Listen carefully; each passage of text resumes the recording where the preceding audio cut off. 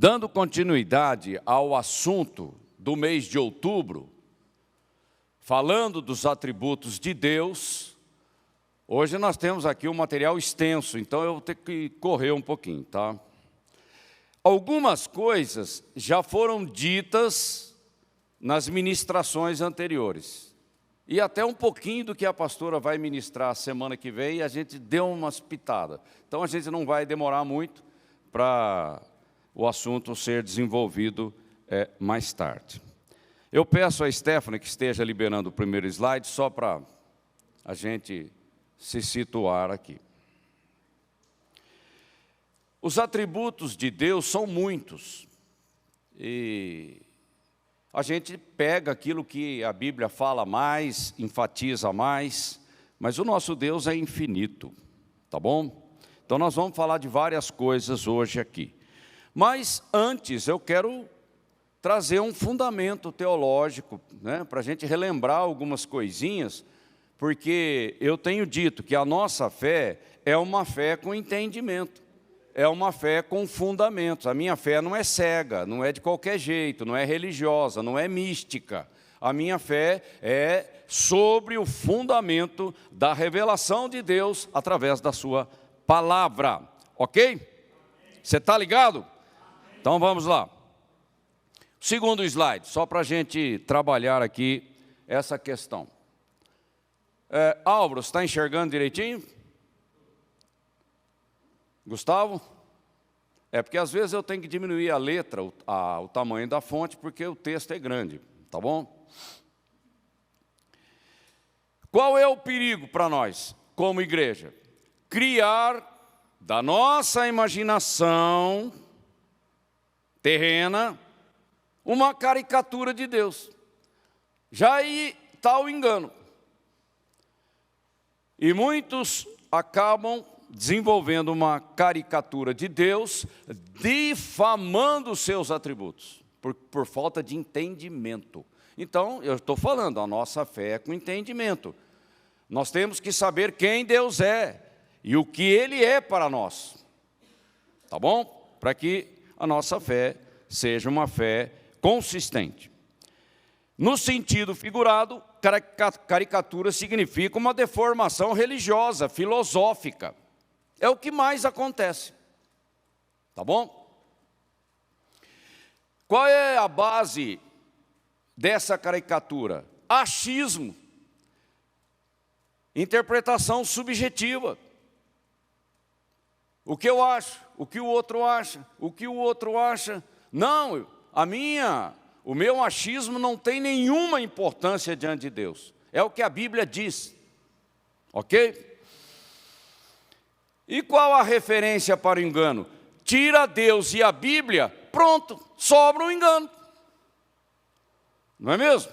Aí você pode desenvolver um credo, uma catequese, você pode fazer o que você quiser. Uma liturgia.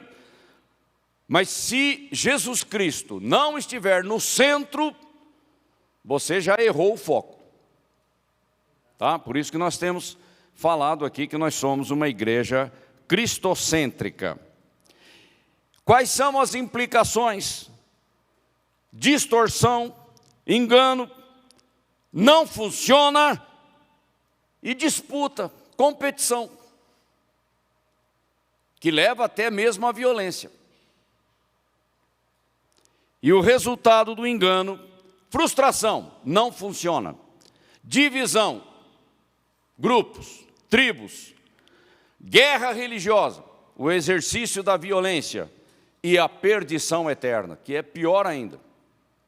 Então, cuidado com essas coisas que estão aí na internet, nos livros.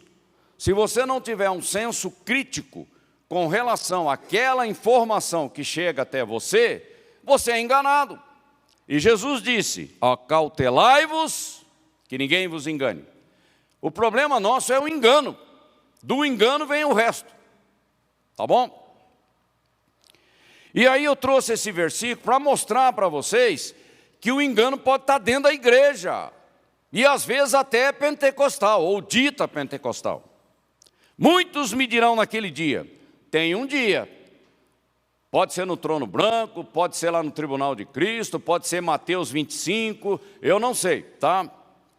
Senhor, Senhor, não profetizamos em teu nome? E em teu nome não expulsamos demônios? E em teu nome não fizemos muitos milagres? Olha, tem cara, tem aparência, né? A gente se impressiona com as coisas.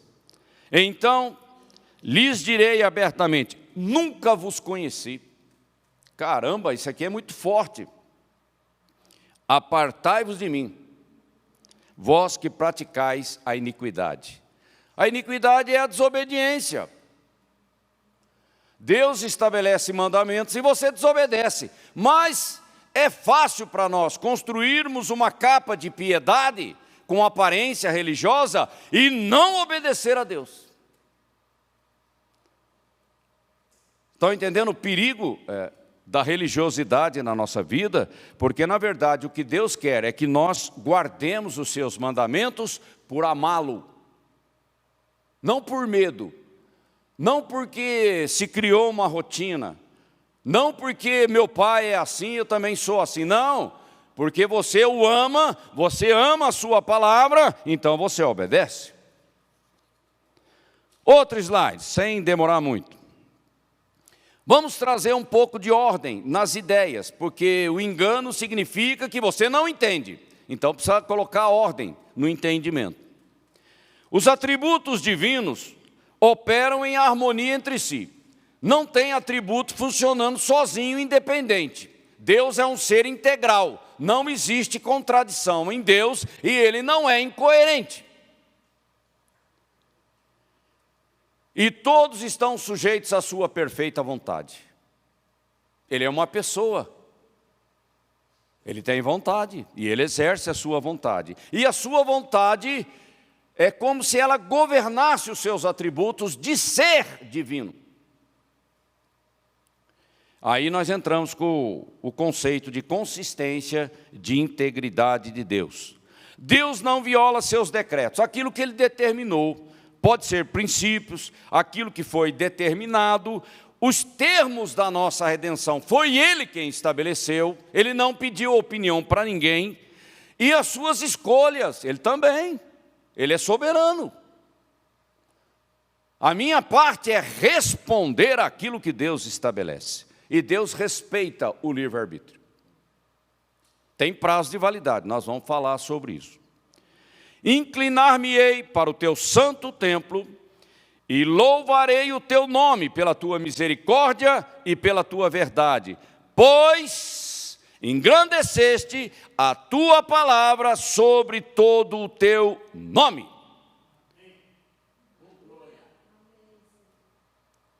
A palavra de Deus é poderosa porque saiu da boca dele. Então, Deus e a sua palavra são um só, vamos dizer assim, em poder e autoridade. Mas sem a boca não tem palavra, né? Então, às vezes, a tradução para o português, dizendo que a palavra de Deus está acima do nome dele, é impossível, porque foi ele que falou.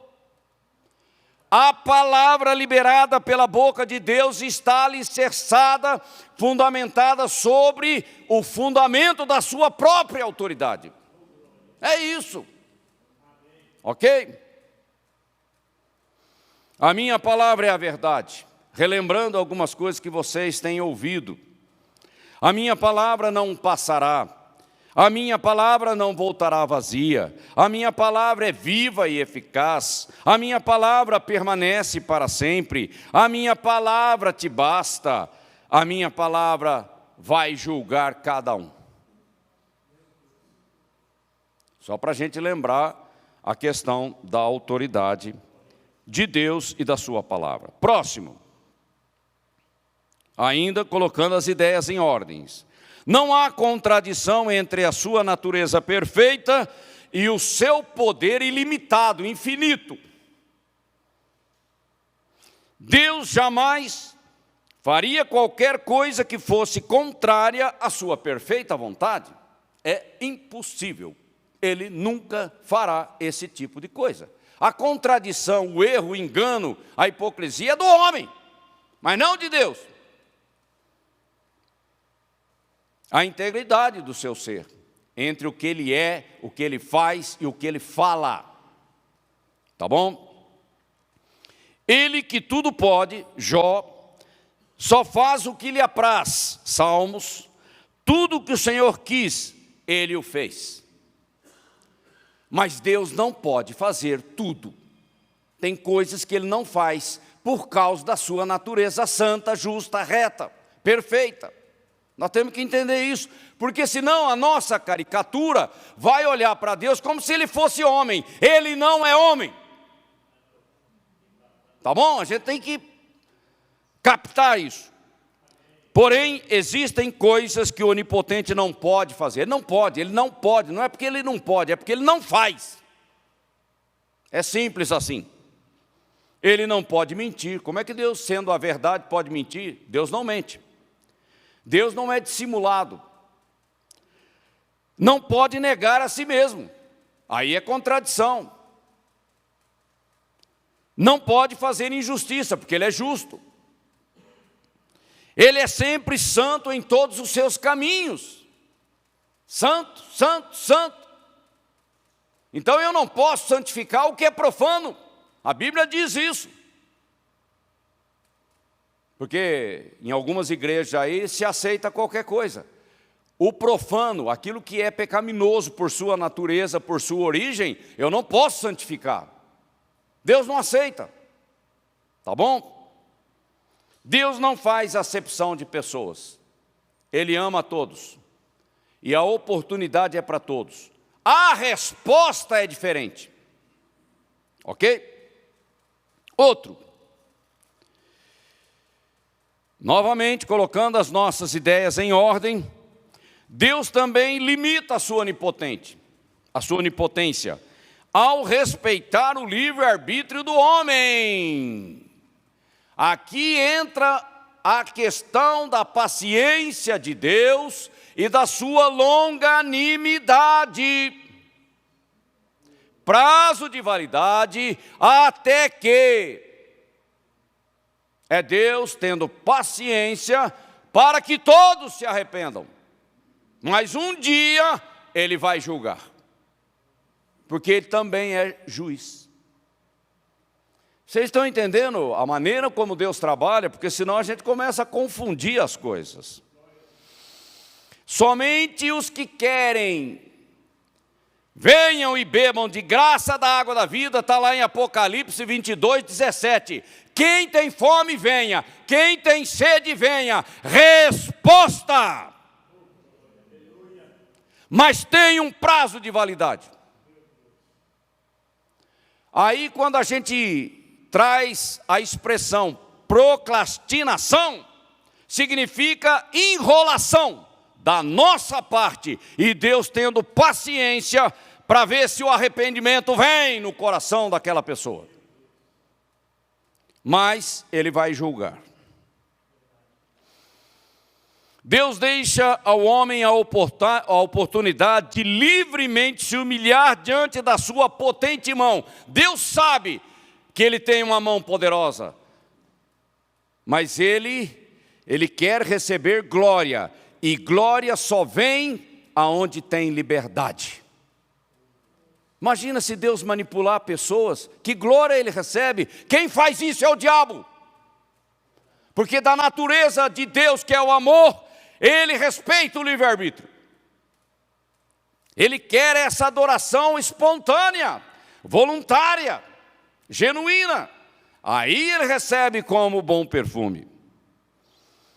Mas ele tem uma destra de poder. A Bíblia fala de destra.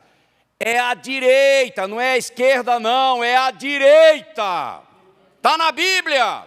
A sua destra de poder, a sua mão direita de poder. Mas ele segura a sua mão, tendo misericórdia.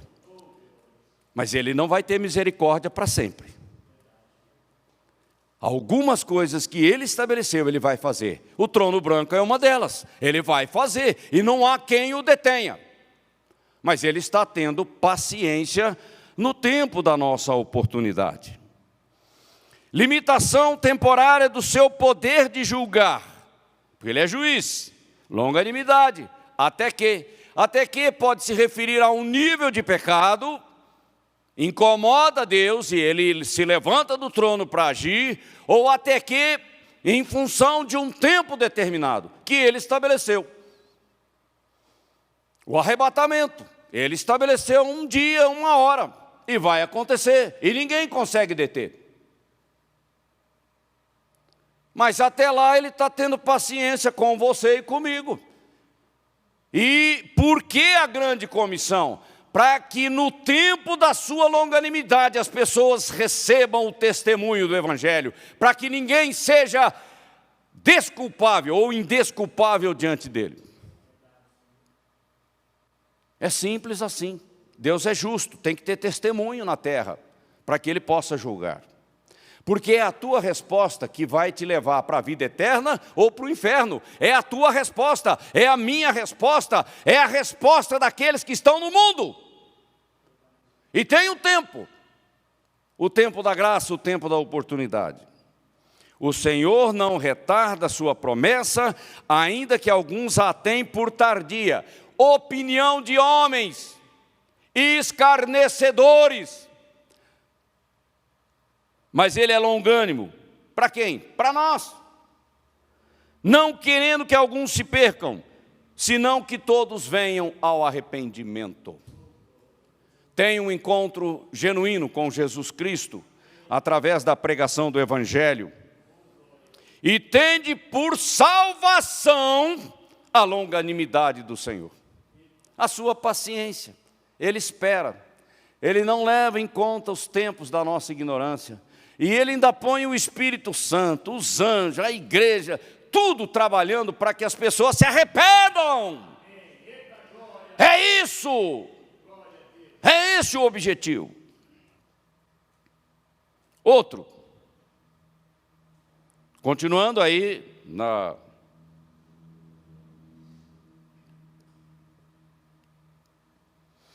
a essência da santidade, a imanência, aquilo que é inerente ao seu ser.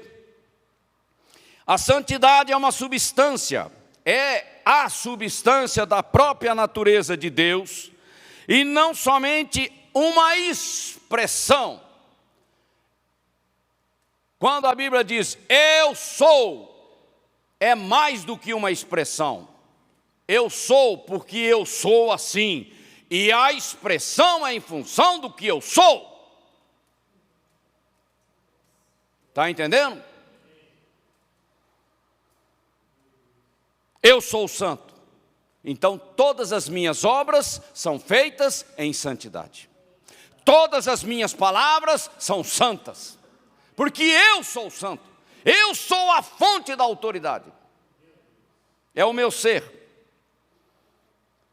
Justo, juiz, verdadeiro, reto, perfeito, misericordioso, poderoso, etc, etc, etc. Temos que ter clareza, uma convicção profunda dessas coisas, de quem Deus é. A santidade de Deus em relação aos homens, porque Ele criou o homem para se relacionar com o homem. Deus quer que os homens vivam em íntima comunhão com Ele. Não é um relacionamento apenas de domingo. É de segunda a domingo. 24 horas por dia, todo mês e o ano inteiro. Relacionamento é um estilo de vida. Não é de vez em quando. Ah, hoje eu estou contente, então vou na igreja. Ah, quando você não está bem, então você não vem na igreja? Que negócio é esse? Você anda pelo Espírito ou pela carne?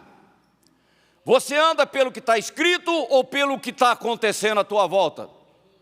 Afinal de contas, aonde a tua fé está enraizada? É isso? São essas perguntas que nos incomodam e devem nos incomodar. Ele, porém, só é misericordioso com aqueles que aceitam as suas condições, os termos da redenção que Ele mesmo estabeleceu. Não é do seu jeito, é do dele. Ok? É do dele. Mas como é santo aquele que vos chamou, sede vós também santos em toda a vossa maneira de viver, conduta, separados da influência do sistema do mundo, porquanto está escrito: vocês são santos porque eu sou santos, vocês foram gerados do meu Espírito que é santo, e a obra do Espírito é santa, e a nova natureza que está em vocês é a minha, é a do meu Filho que é santo. A nova criação, não essa carne que não presta.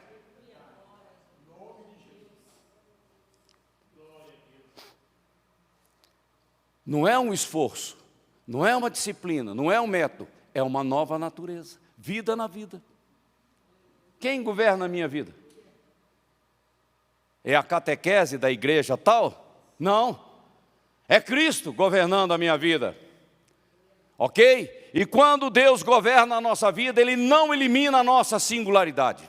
Continuamos sendo quem nós somos, porque foi assim que Ele projetou. Glória a Deus! Aleluia!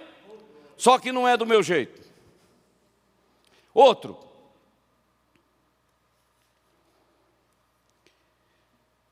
Deus tem na sua santidade, ou seja, no seu ser, através da sua santidade, Ele tem estabelecido leis, normas, mandamentos.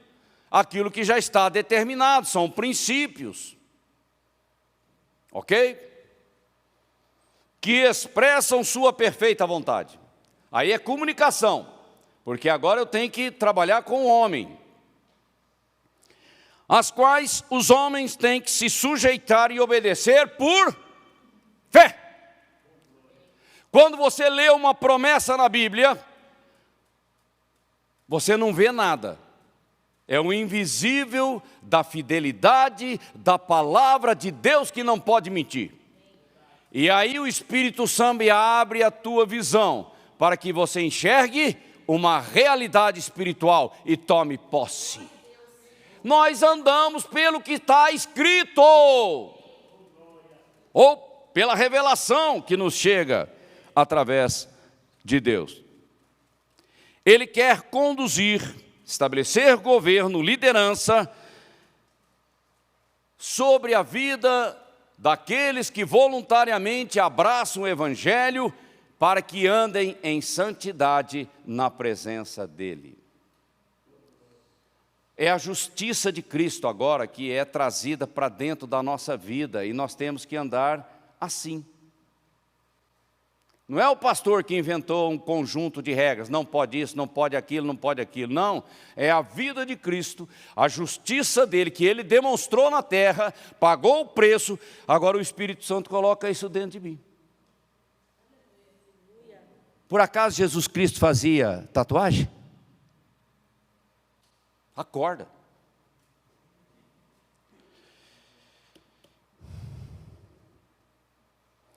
Esse é o espírito da nova aliança. É a vida dele, a justiça dele, uma nova vida, a vida eterna dentro de mim. É muito diferente de religiosidade. Tá? Por isso que Cristo é o centro, é o fundamento, é a pedra angular. Deus, porém, na sua santidade, se entristece quando a sua vontade não é respeitada pelos homens. Ele se entristece, porque Deus é uma pessoa, ele tem sentimentos. Só que isso não muda Deus. E ele vai julgar. Só que ele tem paciência. Imagine se Deus julgasse cada pecado imediatamente, não sobraria um. Tá ok? A Bíblia diz que Jesus não nasceu em pecado e não tinha pecado. Ele, mas ninguém. É Ele. Agora nós temos que olhar para Ele e receber a justiça dEle pela fé. É assim que Deus nos olha do ponto de vista posicional. Deus ama a justiça porque Ele é justo. Ele aborrece a iniquidade, a desobediência, o pecado. Ele não tolera o pecado, porque Ele é santo. Por isso, aí vem a palavra, por isso as vossas iniquidades, pecados, fazem divisão entre vós e o vosso Deus, e os vossos pecados encobrem o rosto dele de vós, para que não vos ouça. Pecado quebra comunhão, quebra relacionamento. Foi o que aconteceu no jardim do Éden. Adão e Eva se esconderam de Deus. Não foi Deus que se escondeu deles, foi eles. O pecado nos leva a viver uma vida de fugitivos da presença de Deus, por causa da vergonha, do medo, dessa coisa complicada que o pecado trouxe ao nosso coração. Mas Deus não muda por causa do pecado, Ele continua sendo o mesmo Deus. Você pode ver que quando a sua vida começa o pecado entrar na tua vida, a primeira coisa, você sai da igreja. Já não quer ter comunhão com os irmãos. Quando o irmão aponta lá na calçada da esquerda, você muda de rua. Não é esquisito? Não é Deus que está fugindo, é você. Aí não quer abraçar o irmão, aquela cara carrancuda. Sabe, o pecado blinda o nosso coração e o amor não flui. Sabe, por isso que o perdão é uma necessidade, não é uma opção. Próximo.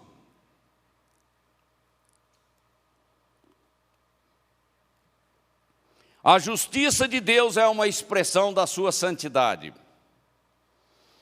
A justiça é a santidade de Deus em ação. Claro, as obras, suas iniciativas. E isso tendo em vista o relacionamento com os anjos e com os homens. Mas aqui nos interessa o relacionamento de Deus, as comunicações de Deus para nós. Na sua justiça, Ele zela pelo cumprimento dos seus mandamentos. Imagina, olha, dessa árvore aqui, do bem e do mal, o fruto dela você não vai comer. Deus fala e depois Ele mesmo se perde no que falou. Deus não é homem, Deus é Deus. Ok? Senão a gente começa a achar que Deus, sabe, anda meio perdido. Não, Ele não se perde em nada. O interessante, o maravilhoso, é que Deus sabe de todos os pecados da tua vida. Todos. Mas isso não o incomoda. Isso não retrai o coração de Deus para com a tua vida. Pelo contrário, Ele sente compaixão de você. Não tem que fugir de Deus, não. Tem mais é que correr para a sala do trono. Pequei contra ti, tão somente contra ti pequei. Por que Davi tinha um coração segundo Deus? Por quê? Por causa do arrependimento, gente. Não é porque ele ficava fugindo, não. Ok?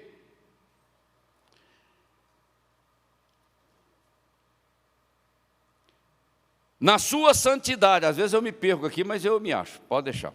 Na sua santidade e verdade, Deus não pode revogar a sua própria palavra. Imagina, Deus vai cancelar a Gênesis, o que Ele falou lá. Não dá, não cancela, não tem como. Nem a sentença imposta aos transgressores, porque elas são imutáveis, assim como Ele é imutável. Ok? E a justiça de Deus leva o homem que vive em pecado ao juízo. Então entenda uma coisa, a longanimidade de Deus, a paciência de Deus é para que você se arrependa, mas isso não elimina o julgamento. Isso deve produzir temor no nosso coração. Porque o salário do pecado é a morte, mas o dom gratuito de Deus é a vida eterna, em Cristo Jesus, nosso Senhor. Passará o céu e a terra, mas as minhas palavras jamais passarão. Ponto. Ponto. Acabou toda a discussão. Próximo.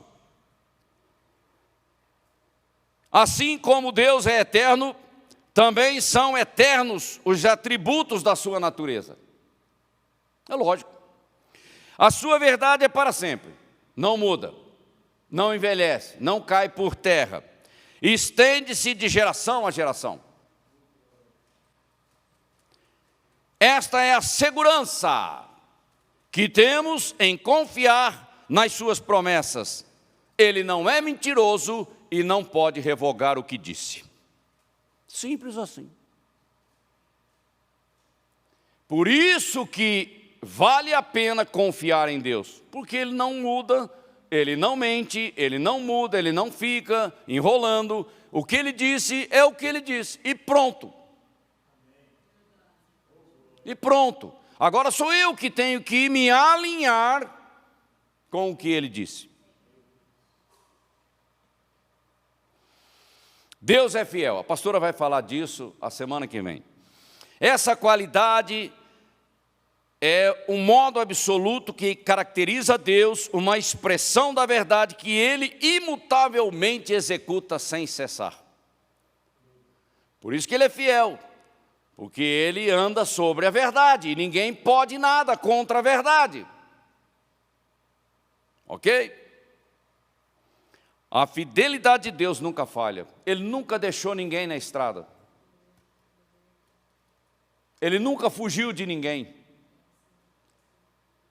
E todos aqueles que o buscam de todo o coração, Ele se deixa ser encontrado, porque Ele tem prazer nisso. Aleluia! Oh, Deus maravilhoso, Deus bondoso. E Ele trabalha, a sua fidelidade trabalha em várias situações relacionadas ao homem. No chamado, Deus é fiel. Deus disse à pastora Abadia: vais levantar uma igreja para o arrebatamento. Ele disse, ela ouviu. Então Deus é fiel naquilo que Ele disse. E ninguém muda isso. Mesmo que ela queira, o chamado é esse. Então, nós temos que andar por obediência. Tá certo? Na confissão de pecado, Deus é fiel, não é? Para ouvir a tua confissão, te perdoar e te restaurar. Mas o problema do homem é que ele não quer confessar, então aí não tem como funcionar. Porque esses são os termos que Deus estabeleceu. Ele é fiel para te guardar.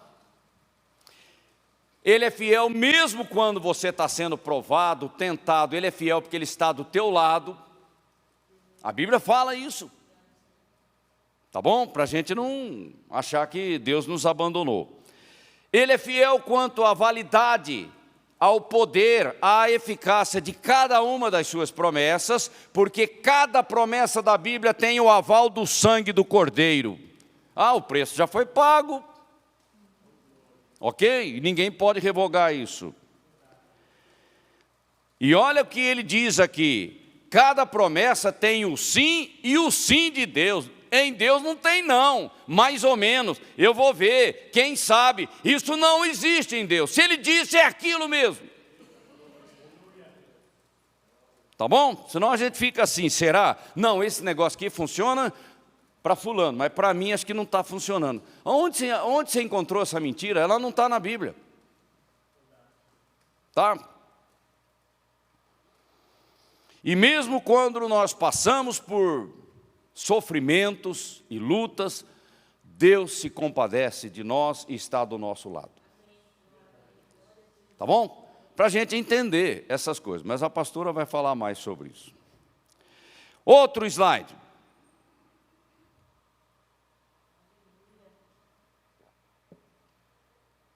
Vamos fazer um remember, porque o crente parece que ele esquece. Você tem que ter isso claro no teu coração. Deus é único, absoluto, eterno, santo, justo, reto, verdadeiro, imutável, maravilhoso, extraordinário, extravagante, sublime, majestoso. Guarda isso para os seus momentos de oração e de adoração a Deus. Deus é revelado através dos seus atributos, os atributos da sua divindade. Ele mesmo é o Deus vivo e vivificador. Ele é a fonte de tudo, Ele é o Criador de tudo e Ele sustenta tudo. Incrível a palavra de Deus, né? Incrível, maravilhoso. Deus é uma pessoa, Ele não é um objeto, Ele não é uma coisa, Ele não é um Deus, não, Ele é o único Deus vivo e verdadeiro. Pronto, acabou. E quando a gente se aproxima de Deus, nós nos aproximamos em reverência e temor, porque Ele é Deus. Só Ele é Deus, não tem mais ninguém. Ele é uma pessoa, Ele gosta de abraçar, Ele gosta de te pegar no colo. A pastora Valdir teve uma experiência desse tipo. Ué, porque você acha que Deus tem problema de bloqueio? Não, Ele ama, e Ele expressa o seu amor.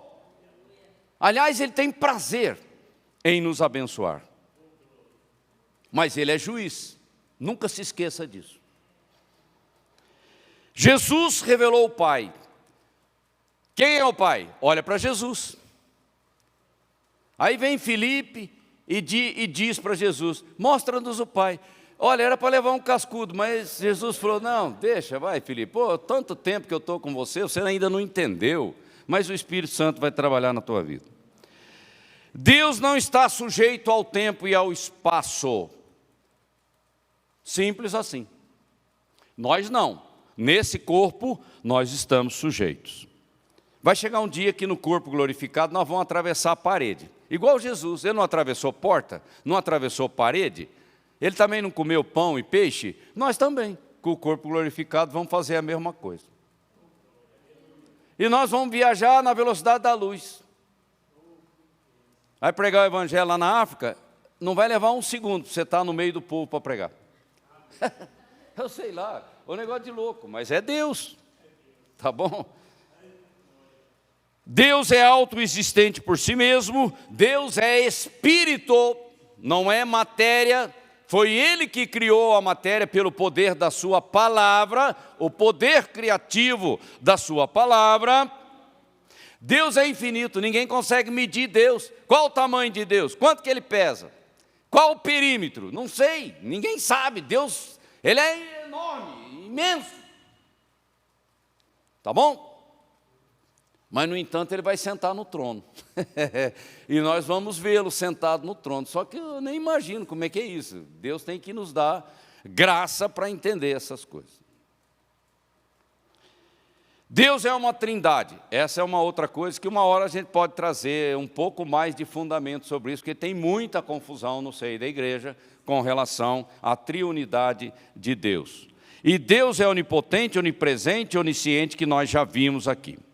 Ok? Vamos ver a bondade de Deus. O próximo slide. Olha aí.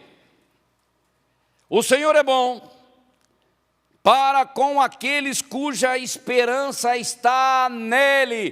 De que adianta o sol nascer para o injusto se ele vai para o inferno? Grande coisa! Ele não soube aproveitar a oportunidade da graça. O sol nasce para todos, mas o sol da justiça não. Ok? Então começa a entender quem Deus é. Deus é bom, mas a sua bondade é limitada na vida do incrédulo. Entende?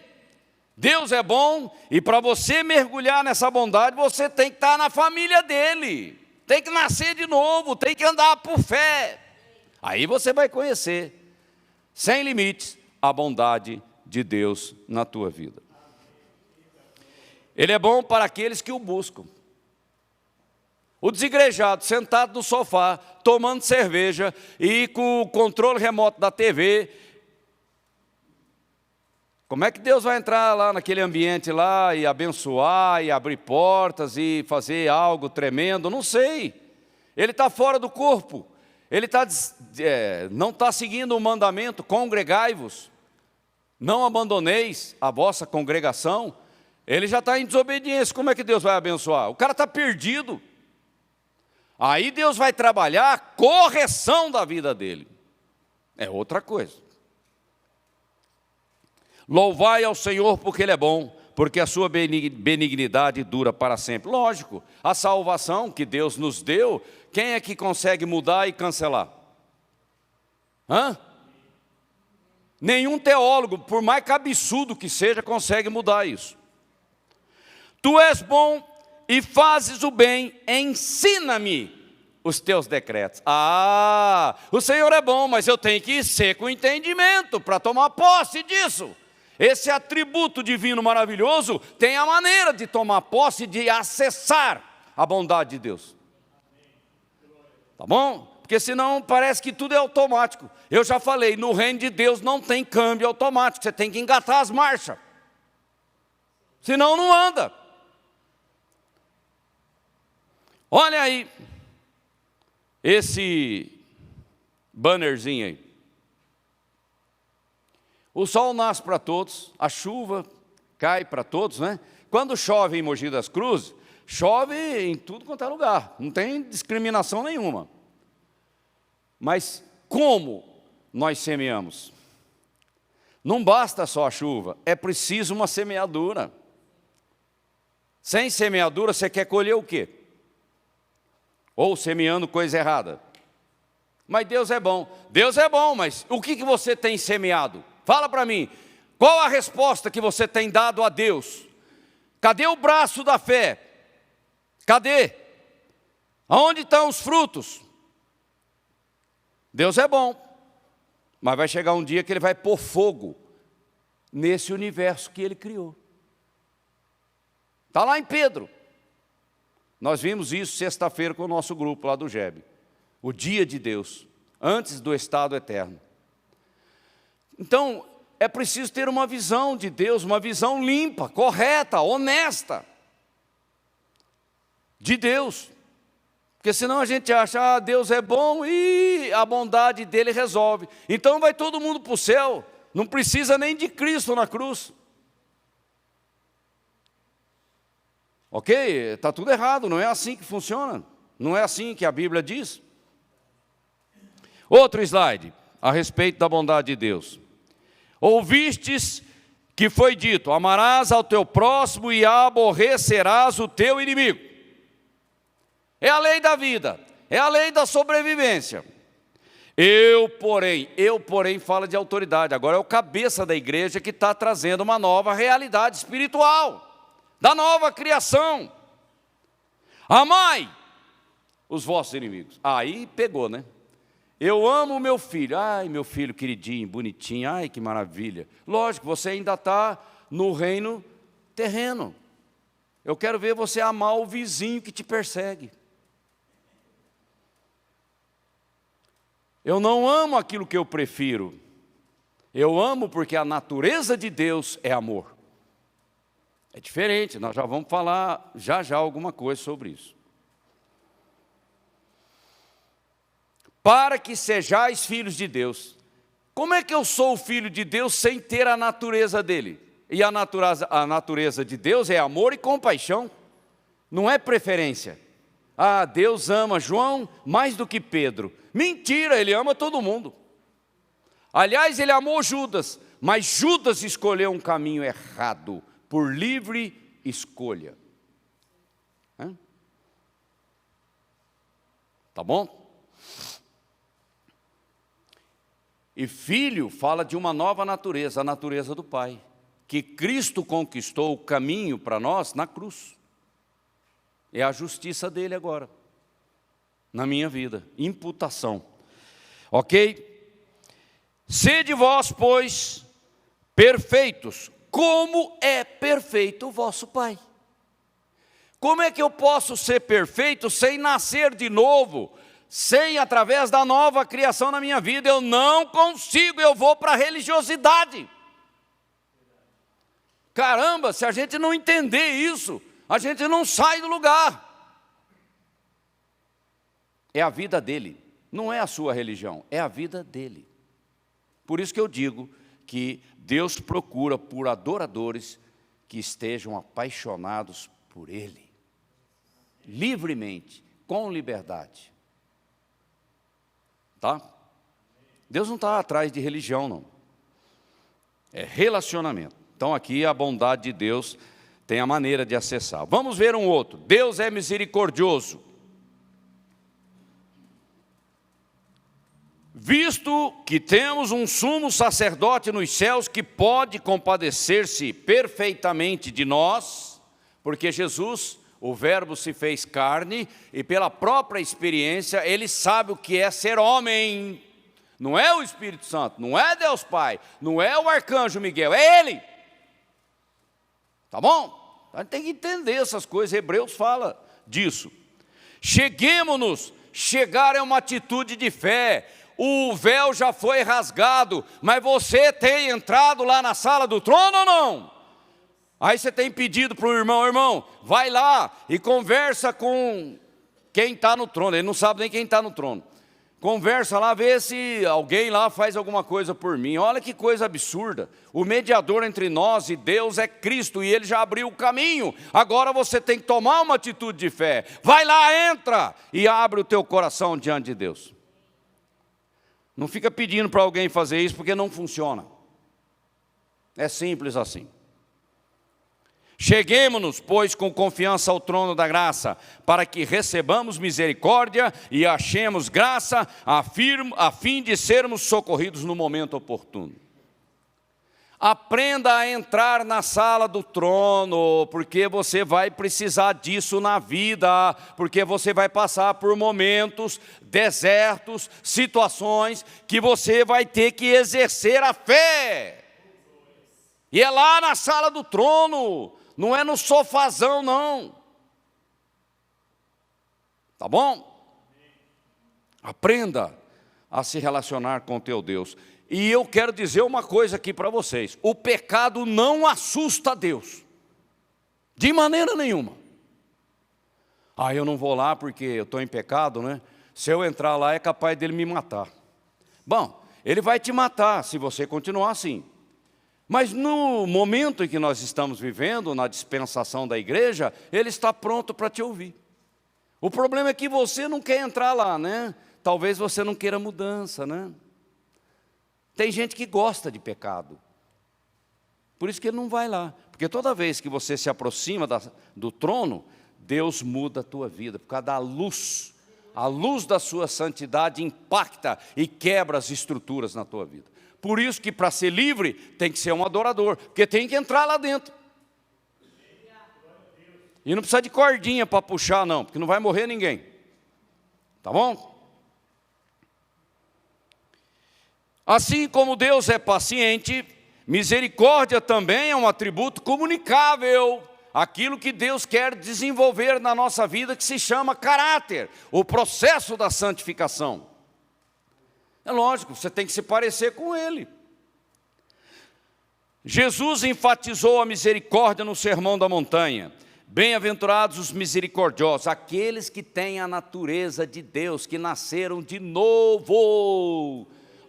Senão a gente cai na religiosidade de novo. Porque alcançarão misericórdia. Ou seja, tudo que Deus planejou, você vai conquistar a herança. Porque Deus é fiel. Tá bom? Mas sem novo nascimento, fica difícil.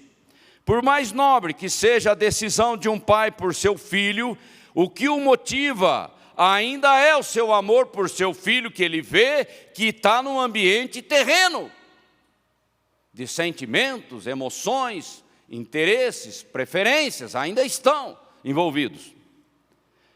Mas não é a essência misericordiosa do seu caráter, a nova criação que é o amor de Deus. Por isso que amai os vossos inimigos, porque o amor é assim. O amor não tem preferências.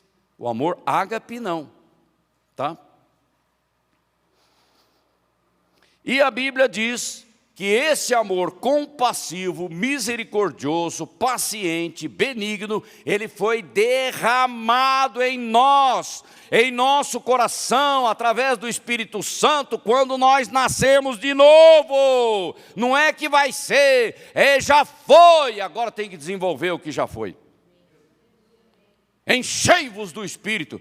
E a Bíblia diz, o amor do Espírito Santo. Caramba, eu não tinha visto esse versículo na Bíblia ainda. Não é só o amor de Deus, o amor de Jesus Cristo, não, o amor do Espírito Santo. Os três são um. Ok?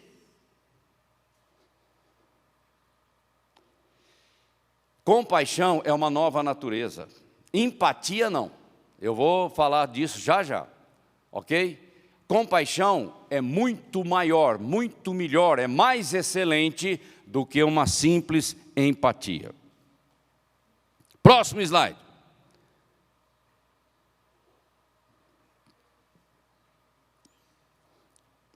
Misericordioso, independente dos méritos do homem. Quem quiser consultar os versículos, depois fique à vontade, o PDF está na rede.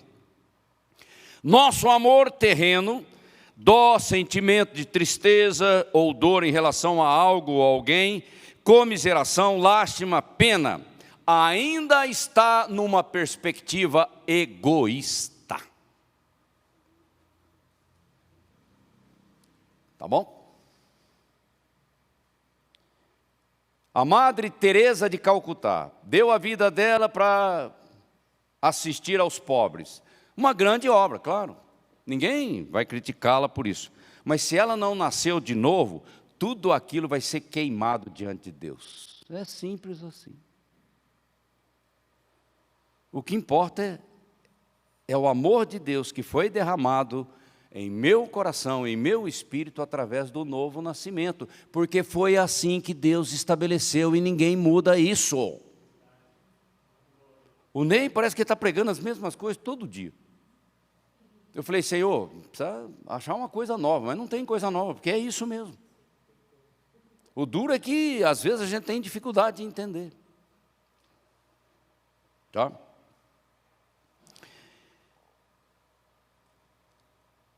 Na nova criação, e quando nós recebermos o corpo glorificado, não existem mais barreiras da alma. A alma vai estar totalmente alinhada com o Espírito, e o nosso Espírito com o Espírito de Deus. Tá? É disso que a gente fala de estar no ambiente terreno. A Bíblia cita 4 tipos de amor. O ágape é o amor de Deus, vem do céu. O filia é o amor fraternal entre pessoas, está aqui na terra. O amor eros fala de um relacionamento íntimo, aí aponta para o casamento.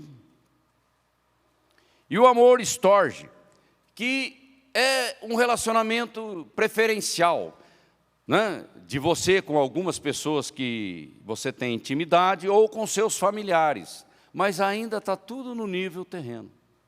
E aí a influência da alma ainda permanece. Tá?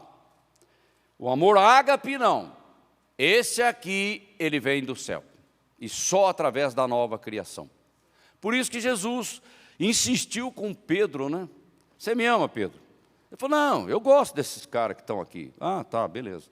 Aí ele vem de novo, você me ama? Não, esses caras aqui são bacanas, eu me dou bem com eles. Ele falou, a sua resposta ainda não chegou no nível que eu quero. Quando a expressão do amor ágape, o Espírito Santo trouxe ao coração de Pedro, aí Jesus, então cuida das minhas ovelhas. É com amor ágape que a gente cuida da edificação da igreja. Senão a gente perde o rumo. Tá bom? E o amor ágape, no Velho Testamento, ele traz uma conotação, a palavra piedade, no Velho Testamento, de compaixão. Tá bom? Algumas passagens você nota isso, principalmente essa aí de Salmo 116, 5. Mas eu quero trazer uma outra realidade, diferente de devoção, que é tão conhecido para nós, nesse ambiente de igreja, de devoção. Não, é mais do que piedade e é mais do que devoção. É uma nova criação dentro de mim. É Cristo reinando na minha vida. Nova criação. Negar o poder da piedade é negar a presença de Cristo governando a nossa vida. Aqueles que são filhos são guiados pelo meu Espírito. Pronto. Acabou. Romanos 8,14. Tá bom? Então é uma nova natureza que nós estamos precisando. Continuando, misericordioso é um assunto bastante extenso na Bíblia. A gente às vezes acha que misericórdia e graça são a mesma coisa, mas não tem sentidos diferentes. Misericórdia é ser poupado de uma punição merecida. O homem pecou, então vai morrer. Tá? Então aqui é poupar. Mas ele já está sob condenação. Enquanto que graça é dar um favor que você não merece. É o que Cristo fez. Então eu pensando assim, eu perguntaria ao Espírito Santo, qual a profundidade de misericórdia e de graça? Misericórdia é a paciência de Deus esperando. Graça é o que Ele fez por você. E que também tem prazo de validade. Mas você medita aí nas suas horas de adoração. Misericórdia envolve conceitos de até que, prazo de validade, o trabalho de convencimento do Espírito Santo e o livre-arbítrio. Você tem que trazer todas essas expressões para dentro do contexto, para você entender o que é misericórdia. Se Deus somente perdoasse a transgressão do homem, ele seria injusto. Ele chegasse para Adão e falasse, não, Adão, tudo bem, beleza pura, toca para frente. Se Deus fizesse isso, ele estaria enrolado. Porque o diabo, o acusador, está logo ali. E Deus não pode contradizer o seu próprio ser. Tá bom? Então, para ser misericordioso e também justo, satisfazer as duas condições, Deus entregou o seu próprio Filho, ou seja, Ele mesmo. Através de Jesus, Deus estava naquela cruz, porque Jesus é Deus na sua pré-encarnação. A Trindade é uma coisa só. Ok? Ele falou, não, eu vou me colocar no teu lugar, substituto, propiciatório, vicário, daí que vem essas expressões. Como Deus perdoa, agora vem uma pergunta interessante. Como Deus pode perdoar a iniquidade, a transgressão e o pecado e ao mesmo tempo não inocentar o pecador?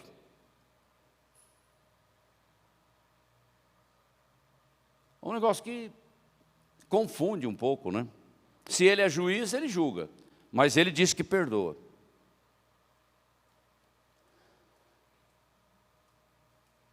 Deus perdoa nos seus termos, não nos nossos. Quais são os termos que Deus estabeleceu? Jesus na cruz. Foi assim. Sem derramamento de sangue não há remissão de pecados. E lá na cruz não pode subir quem tem pecado. Só ele podia subir lá, mais ninguém. Goel, parente remidor. Tá? Agora eu tenho que aceitar isso pela fé, para que a justiça dele, conquistada por ele, venha para mim. É os termos que Deus estabeleceu. Continuando, próximo, esse tem bastante coisa. Na criação, Deus estabeleceu o mandamento: da árvore do bem e do mal não comerás. E ao desobedecer, Adão colocou a raça inteira debaixo da condenação, porque ele era a cabeça de raça. Tá? Paulo fala disso em Romanos. Tá bom? Deus não pode simplesmente ignorar o pecado e perdoar o homem, porque ele também é justo e juiz, e ele julga. Ele teve que achar uma solução. A solução foi Jesus na cruz. E o Verbo se fez carne e habitou entre nós e subiu na cruz. Porém, aprove a ele tomar a iniciativa de providenciar um substituto, o parente remidor, Goel. Por isso Deus entregou a si mesmo, na pessoa de Cristo, a segunda pessoa da Trindade, para se tornar carne e morrer a nossa morte, a saber, Jesus Cristo. Por isso que é assim que a gente nasce de novo. É assim que a gente recebe o Evangelho, porque foi assim que Deus estabeleceu. Na sua misericórdia, Deus estabeleceu o meio e o preço, são os termos. Agora podemos ter acesso a essa misericórdia se respondermos adequadamente. É a tua resposta que faz a diferença, tá bom? Arrependimento e fé. E encerrando essa parte da misericórdia, que é bem grande, aqui eu gosto. Misericórdia é a expressão de um novo estilo de vida, que é o estilo do discípulo, daquele que nasceu de novo e entrou para a família de Deus, está no ambiente da nova criação. Vocês vão me ver pregar isso até o arrebatamento. Não vou mudar o discurso. Porque senão eu vou ficar defendendo religiosidade. Tá? É Cristo em mim, como diz Paulo. Ok. Portanto, é isso? Beleza. Como eleitos de Deus, somos eleitos porque estamos em Cristo. Senão o Calvino começa a chegar aqui. Não, eu não quero ele aqui. Santos e amados, revistam-se de profunda compaixão, de bondade, de humildade, de mansidão, de paciência, virtudes de um caráter de quem nasceu de novo. Tá? Suportem-se uns aos outros e perdoem-se mutuamente. E a Bíblia fala, através de Paulo, entranhas de amor. É algo que está lá dentro. Novo nascimento vem de dentro, não vem de uma disciplina, de um método, de você ser simpático, ser carismático. Não, é a vida dele dentro de mim, entranhas de amor, vem de dentro. Tá? Suportem-se uns aos outros, perdoem-se mutuamente, caso alguém tenha motivo de queixa contra outra pessoa, assim como o Senhor perdoou vocês, perdoem também uns aos outros. Então por que você tem que olhar para o seu irmão de cara feia? Para o marido, para a esposa, para o filho, sei lá. Não, é a nova natureza. Acima de tudo isso, porém, esteja o amor, que é o vínculo da perfeição. O amor nos une no corpo de Cristo. E esse amor é o amor de Deus derramado em nós através do Espírito Santo. Que a paz de Cristo seja o árbitro no coração de vocês. Claro, você está em paz com Deus, agora você tem paz com os irmãos. Mas você não tem paz com Deus, você foge dele, você vai brigar com seu irmão. Vai entrar numa disputa com ele. Ok? É outra natureza, tá? Pois foi para essa paz que vocês foram chamados em um só corpo, e sejam agradecidos. Agradeça. Olha para o Alexandre, Val, fala assim: eu dou glória a Deus pela tua vida, pelo prazer que eu tenho de estar aqui contigo. Isso é uma bênção, isso é maravilhoso. Ok? Deus clemente, o próximo. Para a gente caminhar para o fim, o nosso tempo está... El Shanum, o Deus clemente.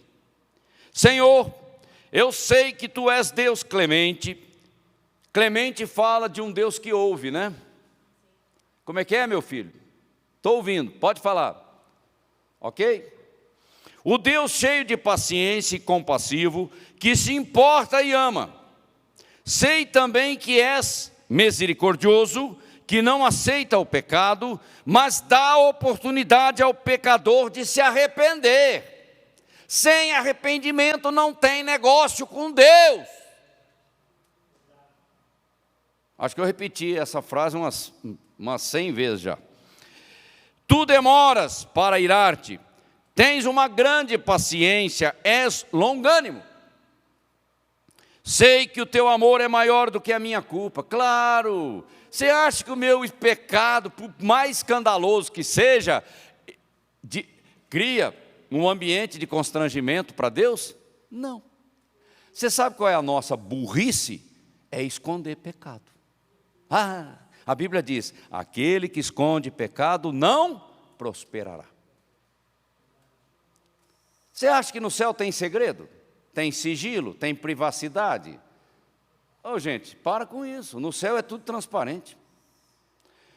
Eu só consigo sair da prisão do segredo que me aprisiona e me bloqueia, abrindo a boca e confessando o meu pecado diante de Deus, para que Ele possa quebrar as muralhas e romper com as cadeias. É com a boca. Às vezes eu falo, boca fechada não entra mosquito, mas também não resolve nada. Tá bom? Tem que abrir a boca, tem que falar, porque foi assim que Deus estabeleceu.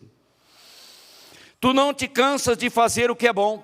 Ele não se cansa, ele é bom o tempo todo, eternamente bom. Também sei que não é homem para mentir, isso não é mesmo. Nem filho do homem para se arrepender, né? Porque fala e depois vê que falou besteira, aí sabe como é que é? Deus não é assim. Entretanto, o Senhor se compadece dos que se arrependem. Nós temos que pregar sobre arrependimento na igreja. Parece que é com o nosso esforço, com o nosso mérito, aí nós vamos ganhar a graça de Deus. Não, sem arrependimento não tem negócio, não funciona, não vai para frente, enrosca. Ok? Então orou assim, lá Jonas: ó Senhor Deus, eu não disse, antes de deixar a minha terra, que era isso mesmo que ias fazer? Foi por isso que fiz tudo para fugir para a Espanha. Jonas fugiu do chamado, ele arrumou uma desculpa, aí sabe como é que é? Teologia qualquer um desenvolve.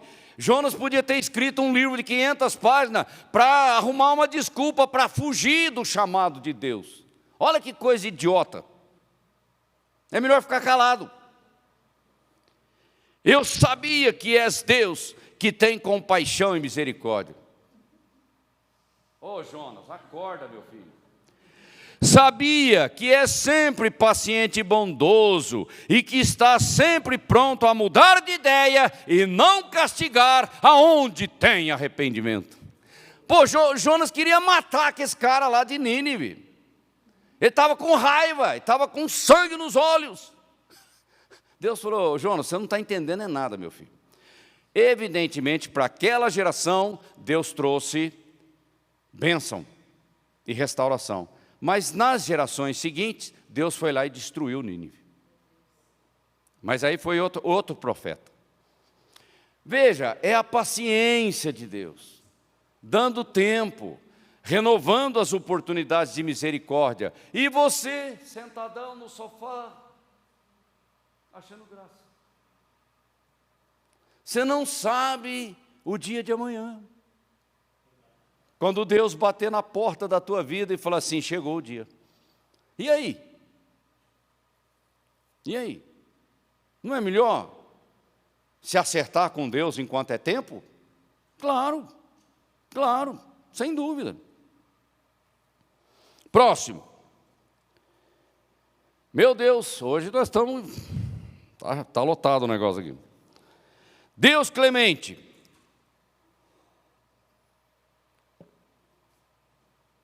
Clemência mais clamor, alcançar graça. Clemente porque Deus está no trono, atento às nossas orações. Clamor porque alguém tem que abrir a boca, né? E aí o milagre. E no meio de tudo isso está a sinceridade do nosso coração. Deus não é homem para que minta, nem filho de homem para que se arrependa. Porventura diria ele e não o faria? Ou falaria e não o confirmaria? A palavra de Deus não volta vazia, nem cai por terra. O Senhor é bondoso e compassivo, demora para irar-se e é grande em amor. Não é pequeno, é grande. E demora para irar-se. Só que o tempo da paciência de Deus está se esgotando. É só olhar para os sinais à nossa volta. Porque em vos convertendo ao Senhor, vossos irmãos e vossos filhos acharão misericórdia perante os que os levaram cativos e tornarão a esta terra, porque o Senhor vosso Deus é piedoso, é misericordioso e não desviará de vós o rosto, se vos converterdes a Ele. Mesmo lá no exílio, se arrependendo, eu trago de volta. É algo que Deus ainda vai concluir essa obra tremenda com Israel. Mas pela tua grande misericórdia, não os destruíste nem desamparaste, porque és um Deus clemente e misericordioso. Clemente, longânimo, paciente, que ouve, que dá mais um tempo. Quanto tempo de corda, de linha, você precisa de Deus? O tempo está se acabando, gente. Não dá para ficar procrastinando. Próximo, compassivo. Aí depois amor a gente encerra. Compaixão é maior do que empatia. Empatia ainda está no reino terreno. Sentimentos, emoções, sentidos. A alma ainda nesse ambiente, ok? Mas é uma coisa boa, não tem nada contra, só que ela ainda está limitada. Mas a compaixão é o amor de Deus que vem do céu derramado em mim através da nova criação. É diferente, é muito mais profundo, muito mais intenso.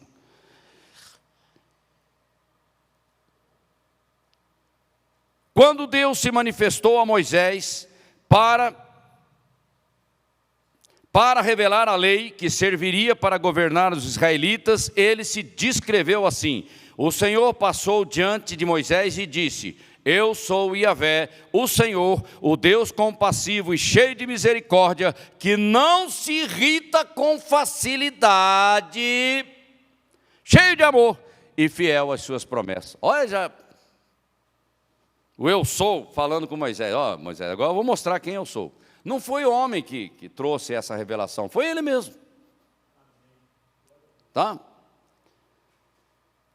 A natureza compassiva e bondosa de Deus é fundamental para entender a sua paciência para com a nossa vida, uma vida cheia de falhas, de fragilidades e pecados. Deus demora para se irritar e demonstra grande misericórdia. Demora significa longanimidade, só que eu não sei o tamanho disso. Tá? Deus compassivo e bondoso andou aqui na terra. Jesus, na sua primeira vinda, o Cordeiro que tira o pecado do mundo. Na sua segunda, não. Na sua segunda vinda não tem esse naipe. Ele vem e destrói. Porque a sua segunda vinda é como o leão da tribo de Judá. Não é mais o cordeiro. Tá? E ele mostrou a compaixão de Deus através da sua própria vida, pregando o evangelho, curando, libertando, tendo paciência, ministrando, suportando todo tipo de zombaria e tudo mais. Ele mostrou. Tá? A maior manifestação da compaixão de Cristo não foi através de cura, de expulsar demônio ou coisa assim, mas foi quando ele subiu na cruz. Por que adianta expulsar demônio, curar e tal, ressuscitar Lázaro, se ele não subisse na cruz? Não tinha solução. Era uma solução provisória, temporária. nós continuaríamos ainda debaixo de condenação. Mas aí ele foi lá e pagou o preço e retirou a cédula que era contra nós. Agora nós tomamos posse da vitória pela fé. Amém? Ok. Rapidinho. Outro. Finalmente tenham todos o mesmo modo de pensar, sejam compassivos, fraternalmente amigos, misericordiosos e humildes. É a natureza da nova criação. Perece o justo, e não há quem considere isso em seu coração. E os homens compassivos são retirados, sem que alguém considere que o justo é levado antes do mal. A igreja vai ser arrebatada antes da tribulação. O justo, olha, o juízo vem e os anjos tiram o justo do lugar e da hora, porque Deus tem um compromisso com o justo, aquele que nasceu de novo, não é? Os anjos acampados ao nosso redor, que nos livra de todo mal. Sai fora, porque vai vir algo e eu vou tirar você do lugar, porque Deus te ama e Ele precisa de você. A grande comissão precisa de gente viva. Tá bom? Agora, quando a gente não ora, aí o negócio complica um pouquinho, tá? Não saia na rua, não levante da cama sem entrar em guerra espiritual. Não se lembre de fazer batalha espiritual quando um caminhão te atropela. Ore antes. E mesmo assim a luta é grande. Porque o diabo ele não dá sossego. É apenas uma recomendação. A Bíblia fala, o seu amor é como um rio que emana dele mesmo, que é a fonte perene desta expressão. Assim a Bíblia fala do Deus de amor e também do amor de Deus. Ele é a fonte, é o fluxo contínuo, mas eu tenho que receber. O fato de Deus ser a fonte não resolve o meu problema. Eu tenho que tomar posse. Receber é aquilo que João fala em Apocalipse 22:17. Quem tem sede, venha. Quem tem fome, vem e beba de graça. Mas vem e faça alguma coisa. Atitude.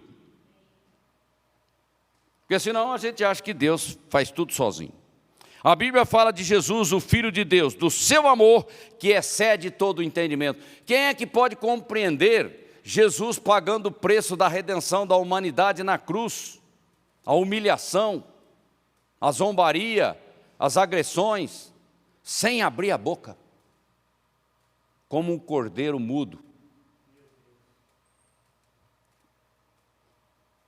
E era Deus. Era Deus. Não era homem, não. Ele era mais do que homem. Porque a natureza de Jesus é um negócio complicado, porque Ele é Deus e homem. Só que Ele não pagou o preço como Deus. Sendo Deus, Ele pagou o preço como homem. Hebreus traz esse estudo para nós. Porque senão Ele não teria como ter compaixão de mim.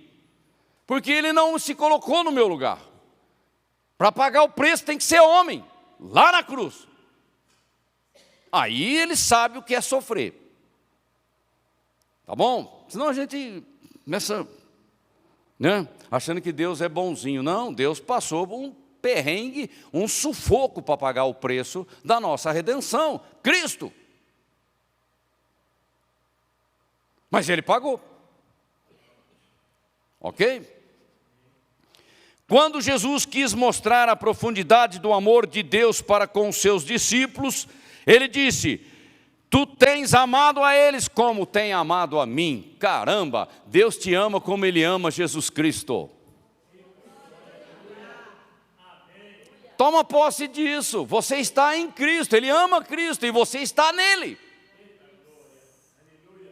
Parece que o crente, a ficha não cai, fica assim, não sei, será? Não, é verdade, é isso mesmo.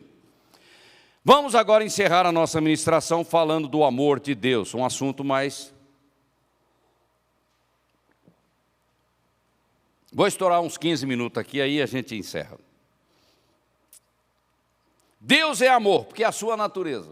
E isso é eterno, ele não muda. E essa natureza de Deus, que é o amor, foi derramado em nosso espírito pelo Espírito Santo que nos foi dado. Tá? O mesmo amor com que Deus amou o seu Filho, a quem chamou de meu Filho amado, também derramou no coração daqueles que crerem. De que adianta Deus ser amor se você é um incrédulo? Não adianta nada. É pela fé, ok? O amor de Deus não se pode medir. É maior que o amor de uma mãe que alimenta o seu próprio filho. Porque a mãe ainda está naquele nível da empatia, de uma alma terrena, mas Deus não, Deus é perfeito, completamente perfeito. O seu amor não tem nenhuma restrição, limite, imperfeição ou coisa do tipo. A Bíblia diz que Ele nos amou primeiro. Sim, claro, Ele foi nos buscar.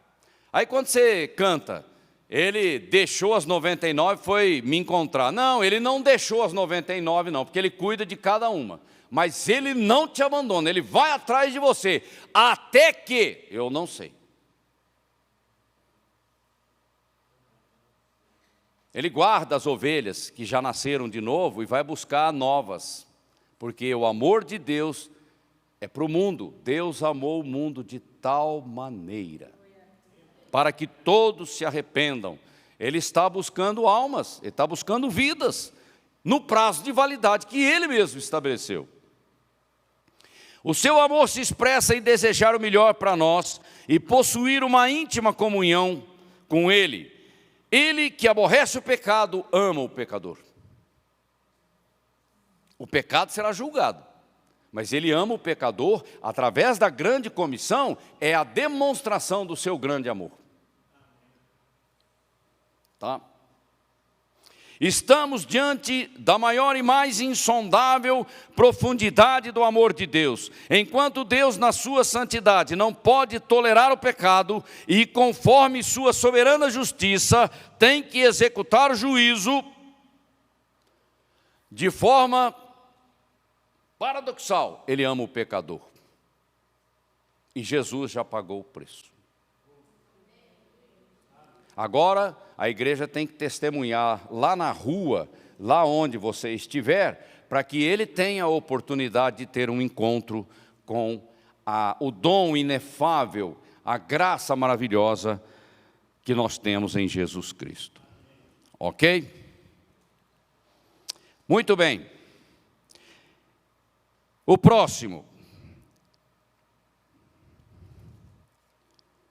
Isso aqui é um seminário, né? Nem parece uma pregação, mas eu falei assim, vou encaixotar tudo e vou soltar. A igreja tem que aguentar o tranco. E, infelizmente, senão a gente não consegue.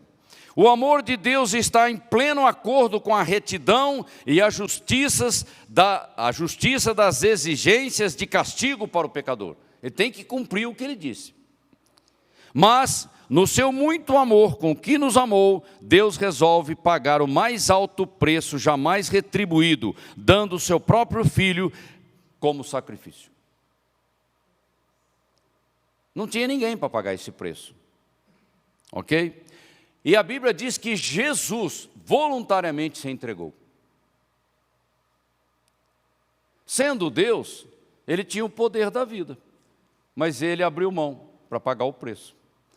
É muito grande a compaixão, o amor de Deus, o amor de Cristo para conosco. É uma coisa insondável, a gente não consegue entender na nossa limitação. E agora Ele é o mediador entre nós e Deus. E o véu foi rasgado. Deus está acessível para estabelecer a religação da comunhão com o homem. Ok? A graça de Deus é uma expressão do amor divino. E quem ama, corrige. Ué, Deus está vendo que você está sendo infrutífero, estéril, que você está na ignorância, no engano. Ele tem que intervir na tua vida. Ele vai intervir na tua vida. Isso é amor. Não é só receber milagre, é trabalhar o caráter. Por isso que o processo da santificação é uma expressão enorme do amor de Deus para a nossa vida. Próximo, estamos indo para o fim.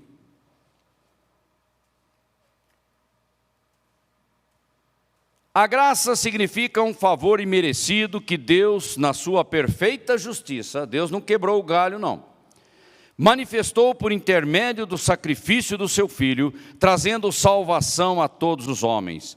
A Bíblia diz, por um só ato de justiça, veio a graça sobre todos os homens para a justificação de vida. E ainda, onde o pecado abundou, superabundou a graça. Graças a Deus pelo seu dom inefável.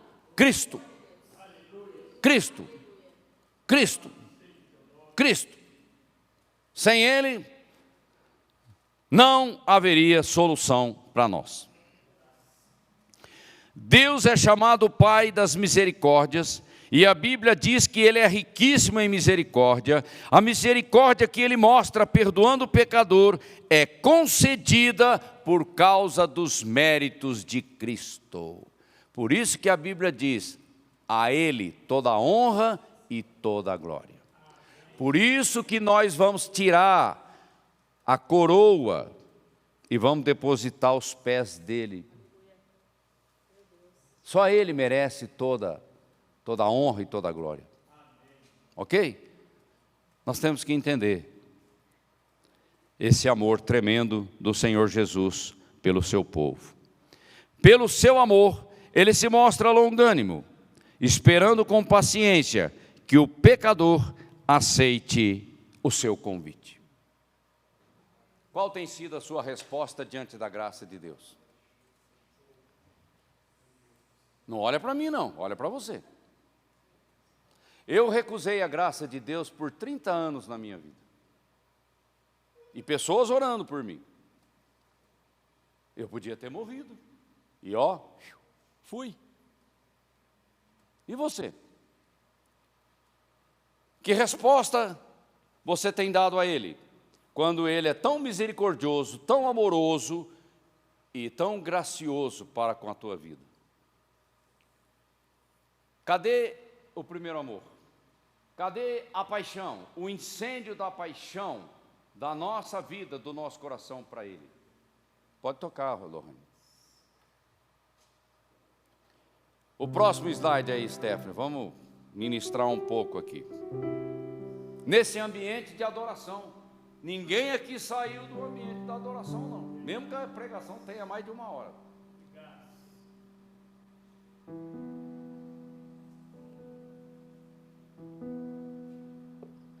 Vivemos em tempos estranhos, vivemos em tempos difíceis, só não enxerga quem é cego. Vivemos no meio de uma geração de escarnecedores, que desprezam a graça de Deus,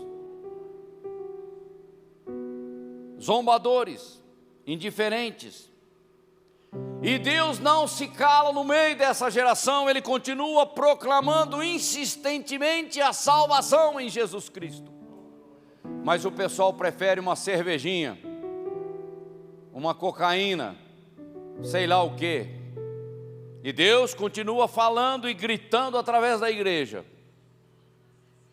Porque a voz de Deus aqui na terra é a igreja, não são os anjos.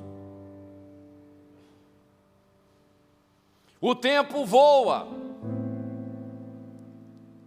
a tua vida passa rapidamente, e o relógio tic-tac, tic-tac, tic-tac, tic-tac. Qual vai ser a sua resposta? Qual vai ser a sua resposta ao amor de Deus, à graça de Deus? Coloca a tua mão no coração e clame ao Senhor. Senhor, tira a dureza do meu coração, a frieza do meu coração. Tira qualquer capa de religiosidade da minha vida. Eu não quero isso. Eu não quero ser insensível à voz do Espírito Santo no meu tempo, no tempo da minha oportunidade. Trabalhe a sensibilidade do meu coração, meu Deus. Tu que és fiel e poderoso para fazer muito mais. Desobstrui os meus canais lacrimais, para que eu derrame lágrimas diante de Ti, lágrimas de quem clama a Ti, de quem desesperado clama pela Tua graça e pelo Teu poder. Opera em mim, Senhor. Leva-me para mais alto. Leva-me, ó Deus, para mais perto de Ti. E mude a minha vida, Senhor. É o que eu quero, é o que eu desejo, é o que eu busco, de toda a sinceridade do meu coração. E a palavra de Deus para você nesta manhã. Por isso, como diz o Espírito Santo, hoje, se ouvirem a sua voz, não endureçam o coração como foi na rebelião, no dia da tentação no deserto, falando de Israel, onde os pais de vocês me tentaram, pondo-me à prova, e viram as minhas obras durante 40 anos, a paciência e a longanimidade de Deus. Por isso, depois de 40 anos, por isso me indignei, me levantei do meu trono contra essa geração e disse: o coração deles sempre se afasta de mim, eles não conheceram os meus caminhos. Tem algo errado com essa geração, que mesmo vendo os meus milagres, não se arrependem.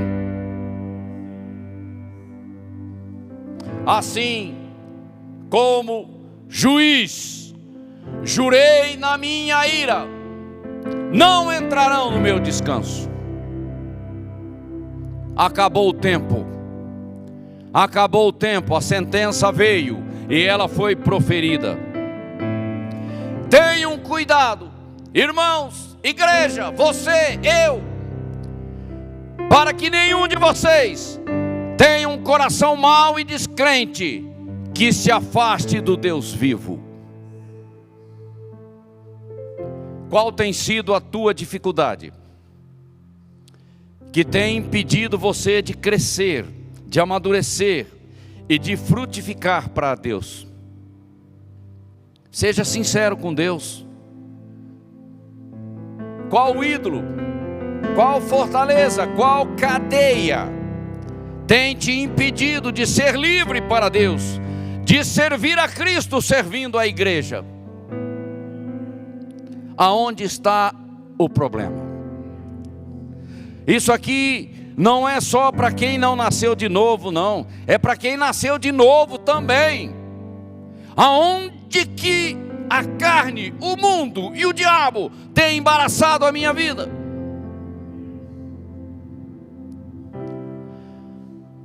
Quando o relógio corre, o relógio voa, e a tua vinda se aproxima, Senhor, para arrebatar a tua igreja.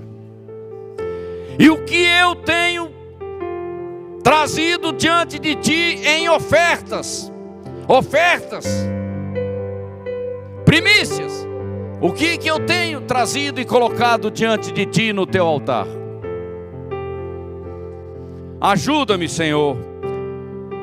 Traga um espírito de arrependimento sobre a minha vida. Mexe com as minhas estruturas e arrebenta aquilo que não te agrada. Não é tempo mais de mexer com pouca coisa, não. É tempo de abalar as estruturas, para que eu seja livre, e como livre eu seja uma bênção na terra. eu seja uma bênção no meu casamento, na minha família, na minha igreja, na minha cidade, na minha nação. E a minha casa não é aqui, eu estou peregrinando na terra para cumprir a grande comissão. E a grande comissão é um estilo de vida de quem te adora em verdade e em espírito. Chega de religiosidade na minha vida, Senhor. Trabalha a espontaneidade da minha adoração diante de Ti. O véu já foi rasgado, mas eu tenho que entrar com tudo que sou, com tudo que tenho diante de Ti, porque Tu és o meu Deus. E eu preciso de Ti, Senhor. Sou eu que, desesperado, estou clamando diante de Ti, e sei que Tu és um Deus clemente e misericordioso, bondoso e amoroso, e que o preço da vida plena para mim já foi pago pelo Senhor Jesus Cristo, a quem eu dou toda a honra e toda a glória. Pai, me levanta nesta geração como igreja viva do Senhor Jesus Cristo. Pai, que eu ame os meus irmãos como o Senhor ama cada um. Tira de mim as preferências, os interesses, o meu egoísmo, e que eu seja generoso na Tua casa. Generoso, Senhor, bondoso, misericordioso, amando os meus irmãos, lutando pela fé deles, brigando para que o Evangelho seja conhecido nesta cidade, através da minha vida. E toda a honra, Senhor, sejam dadas a Ti. Pai, nós Te amamos, que o Teu amor esteja sobre a vida da Tua igreja, como realidade experimental, vivencial, ó Deus, e que a graça do Senhor Jesus Cristo, esta graça que transforma montanhas, que remove montanhas, que faz coisas tremendas, que essa graça esteja na nossa vida ao longo da semana, em todos os momentos da nossa vida, e que as doces consolações do Espírito Santo, nosso ajudador, elas sejam tão presentes, tão reais, que a gente possa tocar o Espírito Santo, como aquele amigo que está conosco em todas as horas. E que toda a honra e toda a glória sejam dadas a Ti, Pai, através do Teu Filho bendito, o Senhor Jesus Cristo. Amém? Uma salva de palmas para o Senhor.